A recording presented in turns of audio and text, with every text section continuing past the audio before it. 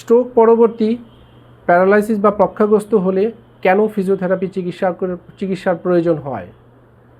সম্মানিত সুধী, সারা পৃথিবীতে এমন কোনো ঔষধ নাই যে ঔষধ খেলে স্ট্রোক পরবর্তী পক্ষাঘাতগ্রস্ত বা প্যারালাইসিস অঙ্গগুলো আবার পুনরায় আগের শক্তি ফিরে আসবে, এমন কোনো ঔষধ পৃথিবীতে এখন পর্যন্ত নাই।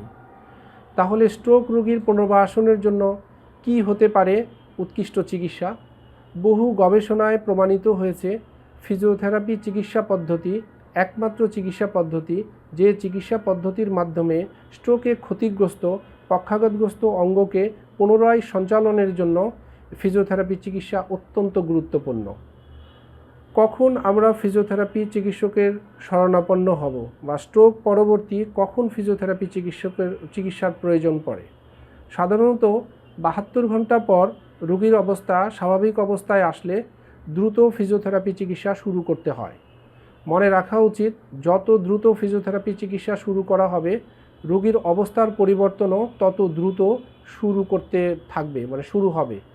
যদি ফিজিওথেরাপি চিকিৎসা শুরু করতে অনেক দেরি হয়ে যায় সেক্ষেত্রে রোগী থেকে খুব ভালো একটা আউটপুট আশা করা যায় না।